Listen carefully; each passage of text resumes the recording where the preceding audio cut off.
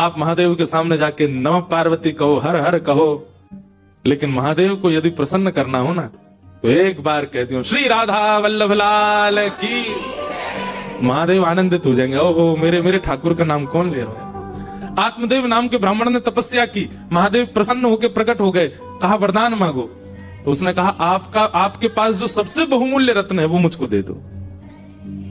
महादेव के नेत्र सजल हो गए, बोले कुछ और मांग लो, हमारा बहुमूल्य रत्न मत। बोले नहीं अब तो वही चाहिए जिसके लिए आप इतने व्याकुल हो रहे हो। तब महादेव अपने हृदय से लगा के श्वेत द्वीप, हम लोग किस द्वीप में रहते हैं, जम्बू द्वीप, श्वेत द्वीप में महादेव राधा वल्लभ जी की सेवा करते हैं। तब महादेव श्वेत द्वीप गए, अपने श्री राधा वल्लभ लाल को हृदय से लगा करके आए और आत्मदेव ब्राह्मण को प्रदान किया। कुछ वर्ष बाद भगवान की वंशी महादेव के पास ही थी, उन्हीं को हृदय से लगाए घूमते थे महादेव।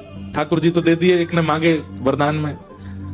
तब महादेव को मन में भाव आया कि राधा वल्लभ जी की सेवा का विस्तार हो, इसलिए वंशी से ही कहा अब आप जाओ। तब महादेव के पास जो वंशी विराजमान थी वही श्री हितरिवंश महाप्रभु का रूप धारण करके धराधाम पर आए और आत्मदेव ब्राह्मण की 2 कन्या थी, दोनों से ब्याह करके राधा वल्लभ जी को दहेज में लेके वृंदावन आए। तब से श्री राधा वल्लभ जी वृंदावन में विराज रहे।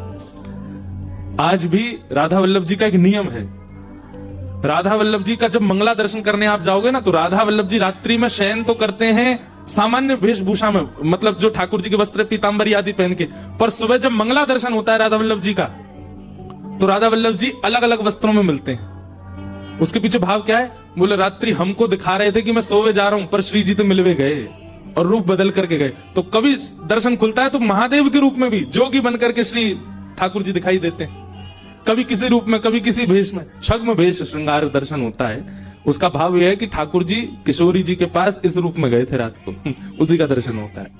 तो ऐसे महादेव के निज ठाकुर जी श्री राधा वल्लभ।